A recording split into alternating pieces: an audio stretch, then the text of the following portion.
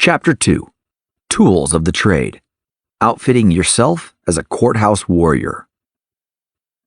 The 5-step process that makes up the core of this book is what has, more than anything, allowed us to consistently make money by buying foreclosures at auction. Just as important, it's also what's kept us from losing money. Here's a bird's eye view of the 5 steps. Step 1. The list. It's hard to buy properties at auction if you don't know they exist. Your first step is to either create or purchase a list of foreclosed properties for the area you're interested in. This list will form the backbone of your whole approach. In this step, you'll learn how to create your list and how to add to it, filter it, and analyze it to find the properties that work best for you. Step 2. The drive-by. A picture may be worth 1,000 words, but nothing is worth more than actually seeing the properties you plan to bid on. Once you've identified properties of interest, it's time to physically visit them. There are many tricks and techniques for gathering information on properties when you visit them. You'll learn them all. Step 3.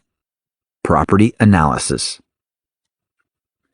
Once you've narrowed down your list to a smaller set of properties that meet your broad criteria, it's time to analyze each one to decide whether the property meets your requirements for factors such as cash flow and ROI. The goal of this analysis is to determine an upper limit for what you feel you can bid at auction. Step 4. Title review. Once you've narrowed down your list to a few attractive deals you want to bid on, the last step before going to auction is to research the property title.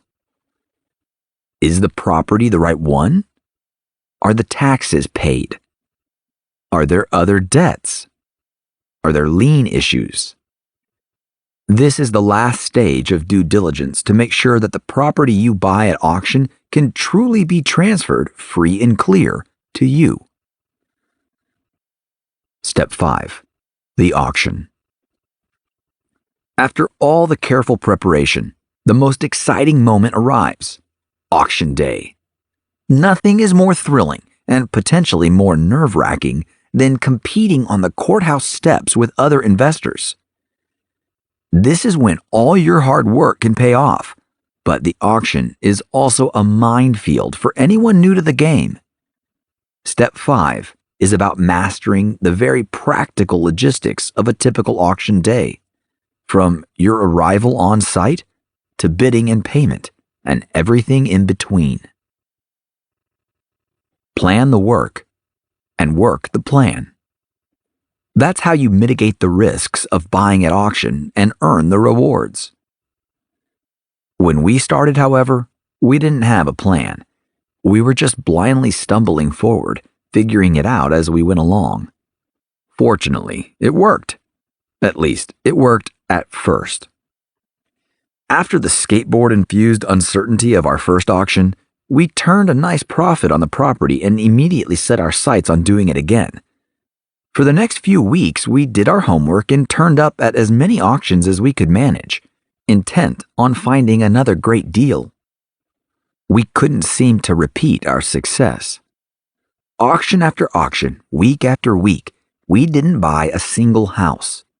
We'd show up at the courthouse prepared to bid, but our property would be delayed or saved from foreclosure by a last-minute arrangement, or we would be outbid by someone else. As the weeks passed, our first successful buy was beginning to look more and more like beginner's luck. That was when we learned one of the most important rules of buying at auction. Deacon versus Jasmine. 2 approaches to the courthouse steps. We didn't realize at the time just how lucky we were with our first property.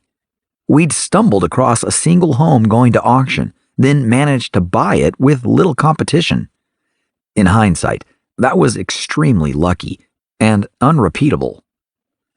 In the years since, we've bought thousands of distressed properties, but we never relied on luck again. Instead, we've learned to look at the entire process differently. To understand our new approach, let's compare two would-be auction buyers, Deacon and Jasmine. Neither one has bought a foreclosure on the courthouse steps, but they're intrigued by the idea. They love real estate as a way to build wealth, and they see auctions as a more effective way to do it. They're aware that because of the lower prices, auctions offer a bigger safety moat and more potential profits. They also know that the 5-step process will help them be deliberate and make smart decisions. Although they're both excited, Deacon jumps in first. He searches out a handful of auction listings and spots a property in a neighborhood not far off. He drives by on his way to work the next morning to get a closer look. Deacon already has a good sense of the rental market, and he has a good feeling about the place. That night, he runs the numbers, estimating the costs of renovating and running the house, and calculating his maximum bid. A title search confirms that things look promising, and as the sale date approaches, Deacon makes financial arrangements. He lines up his cashier's checks, and a few days later, he heads to the auction.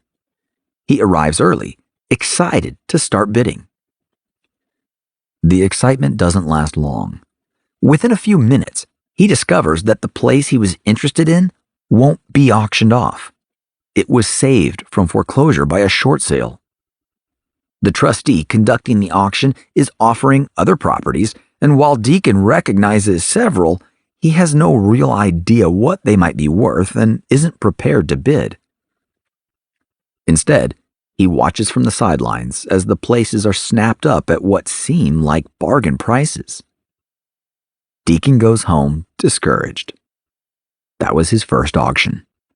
It was also his last. Jasmine takes a different approach. She buys a list of more than 100 foreclosure properties in her area. She's done her homework, and she knows that not all of those properties will even make it to auction. And of those that do, only a few will fit her budget and other criteria. To find prospects, she narrows down the list to places that meet her requirements. Eventually, she narrows down the list to 10 properties that are a fit for her. Jasmine is busy, so she hires a contractor friend to drive by the places she's selected to take pictures and get a closer look. Later, with some help from a real estate agent, she analyzes the properties to assess their value and determine her maximum bid. She then arranges a title review to make sure she fully understands who owns each property and any liens against it. Based on the first 4 steps of the process, she now has 5 potential properties that fit her requirements. It's time to go to auction. When she arrives at the courthouse, Jasmine runs up against the same barrier as Deacon. Her lead pick isn't even going to be sold. In a last-minute stay of execution, the owner has found financing and sorted things out with a lender. Fortunately, Jasmine still has 4 more properties she's ready to bid on. Yet another property on her list doesn't make it to auction, but that's okay. Jasmine is outbid on the next 2. The prices rise above the threshold she's already decided on. But the last one is a winner. An hour later, she's standing in front of the house she just bought, giddy with excitement. Jasmine is now a real estate investor. Fishing versus hunting. Jasmine's and Deacon's approaches were similar in many respects. They both followed the same steps. They looked for properties that fit their requirements and budget. They did their due diligence. They carefully prepared for auction. The difference between them is that Jasmine pursued multiple options, while Deacon focused on only one. We call what Deacon was doing hunting. Jasmine, on the other hand, was fishing.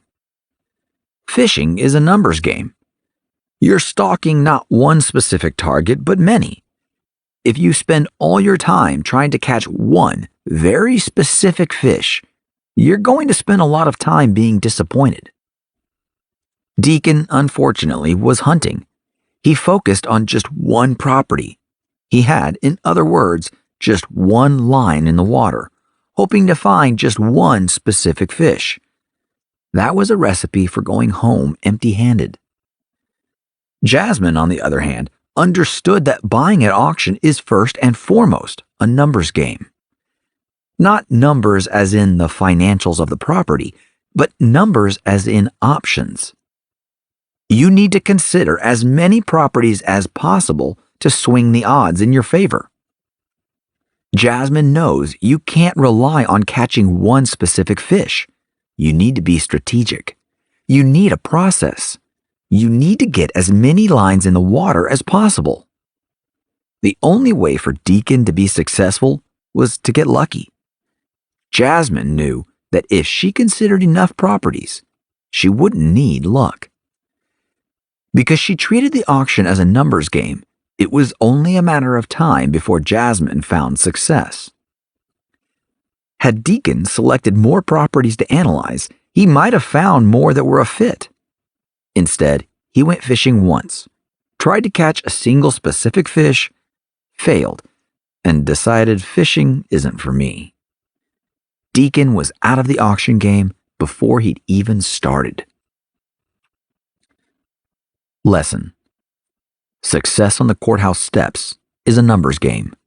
You need to find and analyze as many properties as possible. Improving your numbers.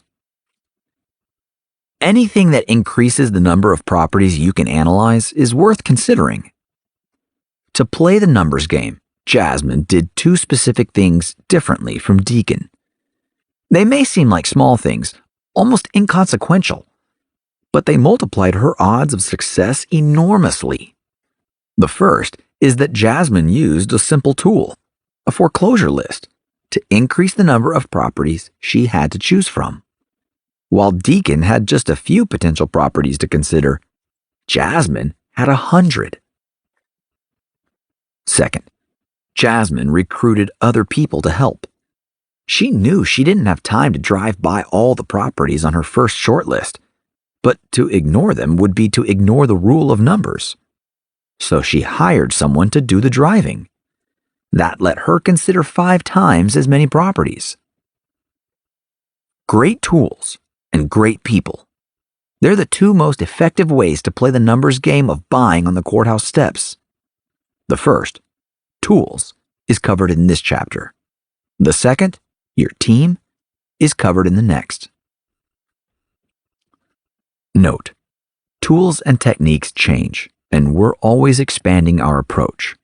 We highly recommend you sign up for free access to our online resource center at biggerpockets.com/foreclosure bonus. You'll find sample spreadsheets, updated links to the best tools, checklists, and more. The tools of the courthouse warrior. The county clerk recorder. There are 2 broad ways of finding foreclosure listings. The first approach is to create a list yourself by actually looking for foreclosure notices and building your own collection of properties. You'll find those notices at the county clerk recorder's office. Every home that is scheduled for foreclosure must have a notice filed on it.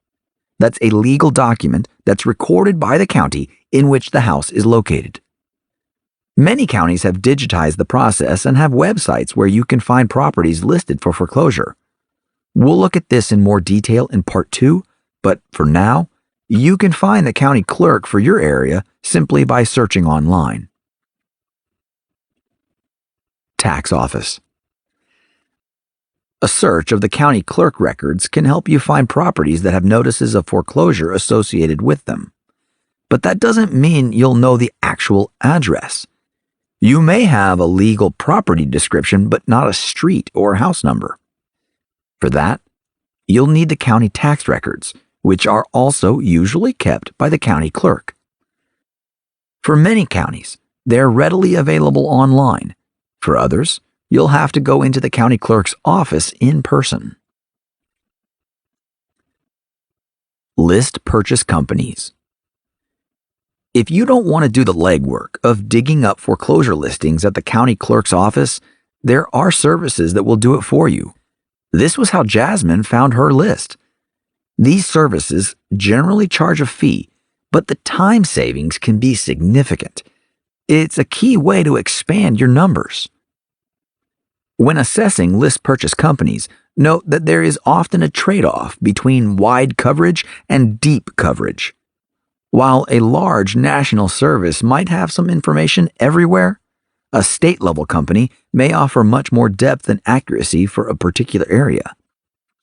This is a fast-changing area in the foreclosure space. For the most up-to-date resources and information on how to find complete lists online, visit our resource site at biggerpockets.com/foreclosure-bonus.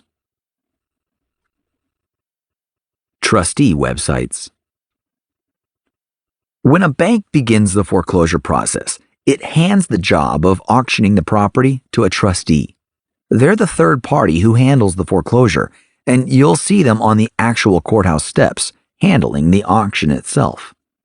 Many trustees list their properties online, and finding your local foreclosure trustee is a great way to source leads. One of the largest national players in this space is auction.com. Not only can you find a large number of listings on their site, but they also provide an enormous amount of data on those properties, all for free. They're worth looking into. Just remember, the easier it is for you to get the information, the easier it is for everyone else too. Don't ignore them, but don't limit your fishing to just the obvious schools.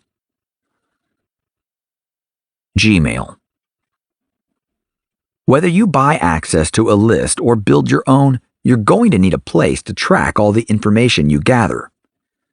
When you first start looking at foreclosures, you're going to be convinced that you can remember the details, the things you see on a drive-by or the information you pick up online. You can't.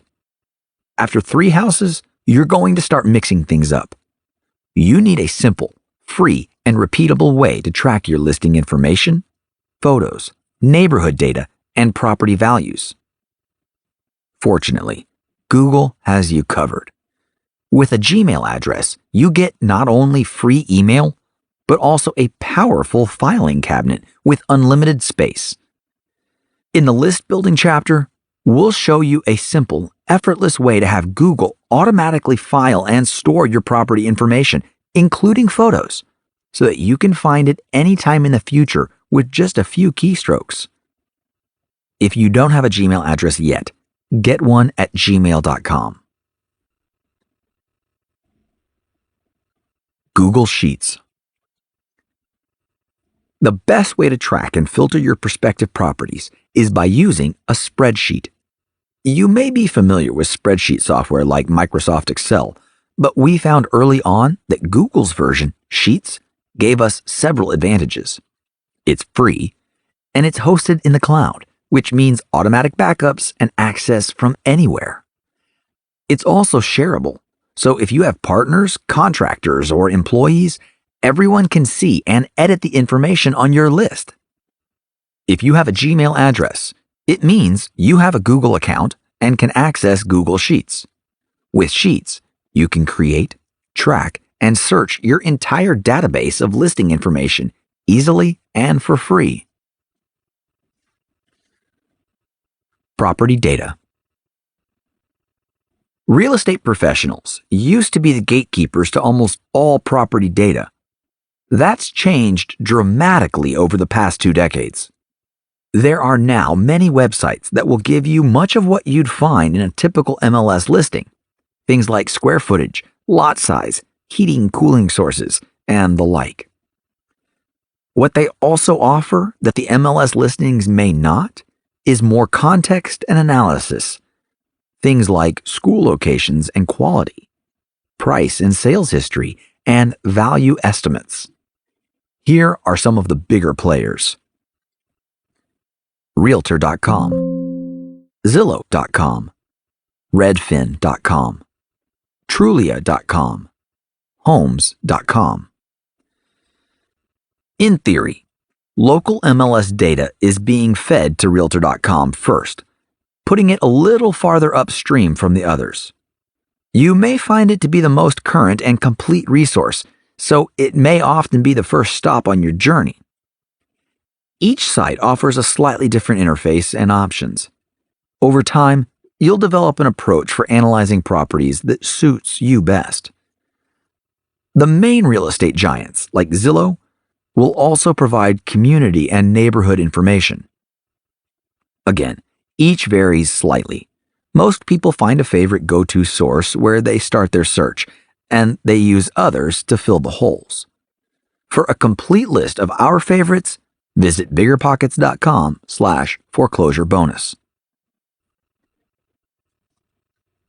Price and valuation.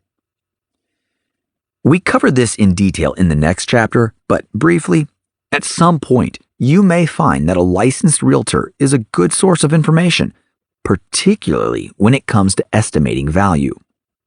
A realtor will have access to more data than you can typically find online. More than anything, however, an experienced realtor will often just know. They may have sold the same home before or seen several like it. They can also access historical sales data. You can, however, pay for the same level of data access your local realtor has. We offer a subscription service called padhawk.com that offers just that. Google Maps. You may be accustomed to using Google Maps for driving directions, but it has a number of other uses for our purposes. The most obvious is to locate a property, but maps may also tell you what neighborhood the home's in, and in most cases, you'll be able to use Street View to see the actual house itself. Interestingly, maps will also reveal property boundaries that might not be obvious in other documents. I recently analyzed a property and discovered through maps that there was an existing severance. I was actually looking at a house and 2 lots, not just one. That immediately changed the amount we were willing to bid. Batch Geo. While Google Maps does an exceptional job of letting you see a property and its surroundings, it's difficult to look at more than one property at a time. Enter Batch Geo. You can copy and paste an entire list of property addresses, and Batch Geo will plot them all on a map at the same time. When you're ready to drive by properties to inspect them more closely, Batch Geo can save you hours of driving by letting you see every property's location at once, so you can plan your trips more efficiently. The tools above will form the backbone of your property research. Many, if not most, are free. If you have a Gmail address and a smartphone with a data plan, you've got almost everything you need to kick off your journey to the courthouse. In later chapters, we'll go into deeper detail on how to use these simple tools to create a powerful database of potential foreclosure properties and collect enough information on them to make informed choices about whether and how much to bid. Taking the numbers game to the next level. Remember Jasmine, our successful first-time auction buyer? Using the proper tools to be thorough in her property search gave her an edge on auction day. But what really made the difference was the critical decision Jasmine made early on to include other people in her mission. While Deacon tried to do everything himself, Jasmine began to build a team. That, as you'll see, can make all the difference. Chapter 3. Assembling your team. How to win at auction